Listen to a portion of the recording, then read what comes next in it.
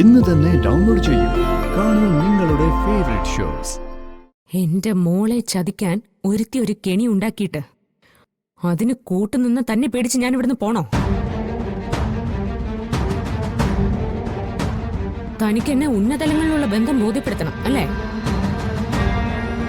എങ്കിലേ ഞാൻ ഒരാളെ വിളിക്കാം. തന്റെ ബന്ധങ്ങളൊക്കെ അവിടെ പറഞ്ഞാ മതി.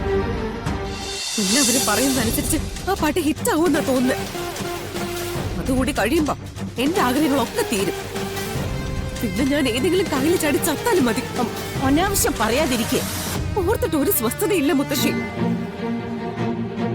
എനിക്ക് വേണ്ടി കണ്ണുമൂട്ടി നിൽക്കുന്ന ഒരേ ഒരാള് അത് മുത്തശ്ശി മാത്രമാണ്. അതുകൊണ്ടാണ് ഞാൻ മുത്തശ്ശിയുടെ അടുത്തേക്ക് പോകുന്നത്. മുത്തശ്ശി ഇതിനൊരു പരിഹാരം ഉണ്ടാക്കി തരണം. എനിക്ക് മനസ്സമാധാനമായിട്ട് ഒന്ന് ഉറങ്ങാൻ പോലും കഴിയുന്നില്ല. അല്ല, ശ്യാമ വലിയ പാട്ടുകാരിയല്ലേ? ശ്യാമ പാടുന്നതിന് പകരം ഇവളെങ്ങനെയാ പോയി പാടുന്നേ? എന്റെ മുത്തശ്ശി, ഈ ഫിദാ മേഡം ഇല്ലേ, ശ്യാമയുടെ വലങ്കെ, ആ അങ്ങനെയാണെങ്കിൽ ശ്യാമ മേഡത്തിനെ നിർബന്ധിച്ച് ഈ പാട്ട് പാടിക്കാൻ ചേച്ചി സെലക്ട് ചെയ്തതും ഈ ഫിദാ മേഡം തന്നെ ആയിരിക്കില്ലേ? ആയിരിക്കും. എനിക്ക് അവളെ കണ്ണെടുത്ത കണ്ടൂടാ. 1-2 തവണ ആറ്റുവാശ്ശേരിയിൽ വന്നിട്ടുണ്ടല്ലോ. രാധിക മോളെന്ന പഞ്ചാര വാക്കും പറഞ്ഞുകൊണ്ട്. ആദ്യം നീ ചെയ്യേണ്ടത് ആ ഫിദാ മേഡത്തിനെയും രാധികയും തമ്മിൽ തെറ്റിക്കുക എന്നുള്ളതാ. അതെങ്ങനെയാ? ചേച്ചി എവിടെ ചെന്നാലും ഒട്ടിപ്പിടിക്കല്ലേ? വരുണിന്റെ മനസ്സിലായാലും ശരി, ഫിദാ മേഡത്തിന്റെ മനസ്സിലായാലും ശരി, ഇളക്കി പറിച്ചെടുക്കാൻ പറ്റണ്ടേ? അതെ, അവളെ കൊണ്ട് ഈ പാട്ട് പാടിപ്പിച്ച ആളെ നിനക്കറിയാവോ? അതിന്റെ സംഗീതം ചെയ്ത ആളെയും? എനിക്ക് നേരിട്ട് അറിയില്ല. അയാളെ നേരിട്ട് കണ്ട് സംസാരിക്കണം നീ. എന്തുകൊണ്ടാണ് ശ്യാമ അവളെ കൊണ്ട് പാടിപ്പിച്ചതെന്ന് അറിയാൻ വേണ്ടി. അതെന്തിനാ? അതുകൊണ്ട് ഞാൻ എന്ത് ചെയ്യാനാ? എടി, ഒരു കാര്യം ചെയ്യാൻ തുടങ്ങുമ്പോ അതിന്റെ ഇടവും വലവും നമ്മൾ അറിഞ്ഞിരിക്കണം. ആദ്യം നീ ഇതൊന്ന് ചെയ്യ. എന്നിട്ട് അവളുടെ പാട്ട് എന്നേക്കുമായി നിർത്താനുള്ള കാര്യം നമുക്കും ചെയ്യാം. അത് ഞാൻ നോക്കാം. നീ നേരത്തെ പറഞ്ഞതുപോലെ ഓരോരുത്തരുടെയും മനസ്സിൽ അള്ളിപ്പിടിച്ചിരിക്കുന്ന രാധികയെ അവിടുന്ന് പുറത്താക്കുക എന്ന് പറയുന്നത് ചെറിയൊരു ജോലിയൊന്നുമല്ല. പക്ഷെ പണ്ടത്തെ പോലെയല്ല. ഇപ്പൊ നിനക്ക് കൽപ്പനയും പത്മിനിയും ഉർവശിയും കൂട്ടുണ്ട്. ആ കൂട്ടുകെട്ട് വിടാതെ നീ നോക്കണം. നിനക്ക് വേണ്ടി അവരെന്തും ചെയ്യണം. മനസ്സിലായോ നിനക്ക്? വരുണും അച്ഛനും ഒക്കെ തിരിച്ചു വരുന്നതിന് മുമ്പ് അവളുടെ കാര്യത്തിൽ ഒരു തീരുമാനം ഉണ്ടാക്കിയാ പോരെ? അത് മുത്തശ്ശി ഉണ്ടാക്കി തരാം. ദൈവത്തിന് മുന്നിൽ പോലും ഞാൻ ഇതുപോലെ പരാതി പറയാറില്ല മുത്തശ്ശി. കാരണം ദൈവത്തിന് പോലും ചേച്ചിയാ ഇഷ്ടം. എനിക്ക് പരാതി പറയാനായാലും പ്രാർത്ഥിക്കാനായാലും മുത്തശ്ശിയുള്ളൂ. മുത്തശ്ശി നിന്റെ കൂടെ തന്നെയുണ്ട്. എന്തൊക്കെ സംഭവിച്ചാലും അവസാനം അത് നിന്റെ ജയത്തിലേ അവസാനിക്കും.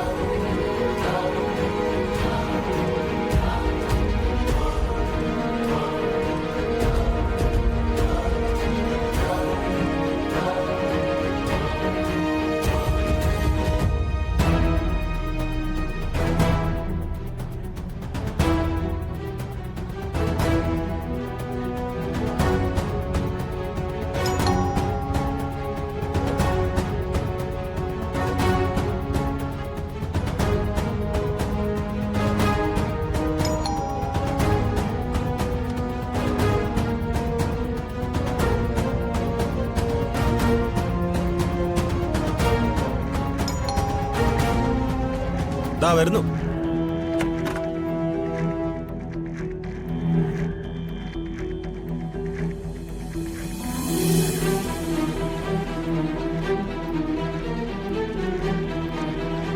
എന്തു വേണം?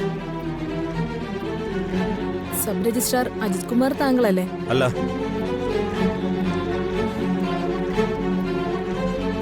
ഞങ്ങൾ നിങ്ങളോട് ചോദിച്ചത് നിങ്ങൾ ഔദ്യോഗികമായിട്ട് വഹിക്കുന്ന പദവിയെക്കുറിച്ചാണ്. അത് നിഷേധിക്കാൻ ഒരു മടിയില്ല നിങ്ങൾക്ക്? നിങ്ങളാരാ? ഞാനെന്തിനാ നിങ്ങൾ ചോദിക്കുന്ന ചോദ്യത്തിനൊക്കെ ഉത്തരം പറയുന്നത്? ഈ നിൽക്കുന്നത് ആരാ നിങ്ങൾക്കറിയില്ലേ? ഇല്ല. എന്റെ പേര് ശ്യാമ. ഞാനൊരു സിംഗറാണ്. എനിക്കിപ്പോ നിങ്ങളോട് സംസാരിക്കാൻ സമയമില്ല. ഒരു പ്രൈവസിക്ക് വേണ്ടിയാ ഇവിടെയെങ്കിലും വന്ന് താമസിക്കാന്ന് വെച്ചത്. ഇവിടെ വന്ന് ബുദ്ധിമുട്ടിക്കാന്ന് വെച്ചാ? അയ്യോ, നിങ്ങക്ക് ഫാൻസ് അസോസിയേഷൻ ഉണ്ടാക്കി അതിന്റെ പേരിൽ ആഘോഷിക്കാൻ വന്നതല്ല ഞങ്ങള്. മിസ്റ്റർ അജിത് കുമാർ, നിങ്ങളുടെ ഫോണിന് എന്താ പറ്റിയത്? എന്താ നിങ്ങൾ പെട്ടെന്ന് ലീവ് എടുക്കാൻ കാരണം? അറിയോ, നിങ്ങൾ സിംഗർ ആണെന്നല്ലേ പറഞ്ഞേ, അല്ലാതെ പോലീസ് ഓഫീസർ ഒന്നല്ലല്ലോ. പോലീസ് ഉദ്യോഗസ്ഥര് ചോദിച്ചാൽ മാത്രമേ നിങ്ങൾ കാര്യം പറയുന്നുണ്ടോ?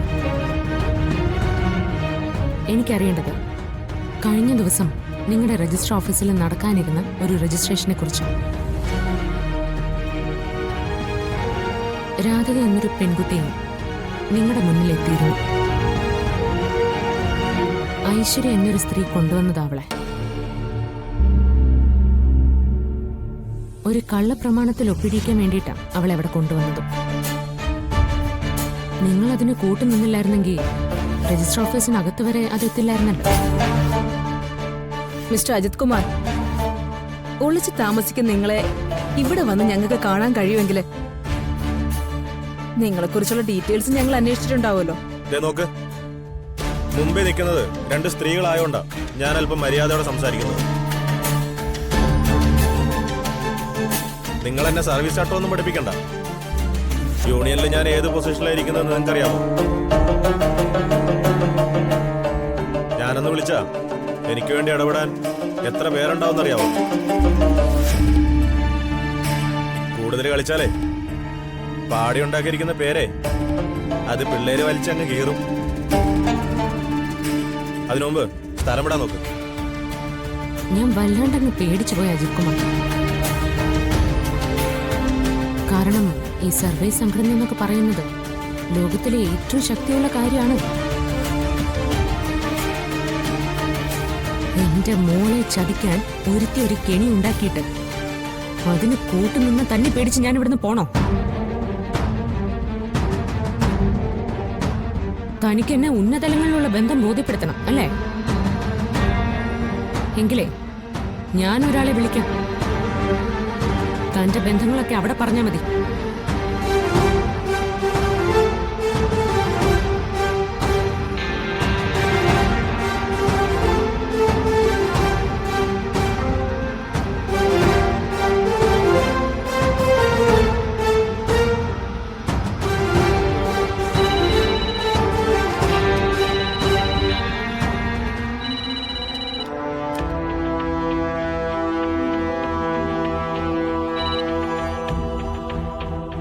ഹലോ.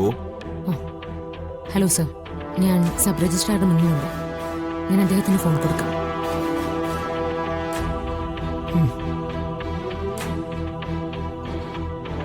ജില്ലാ കളക്ടർ.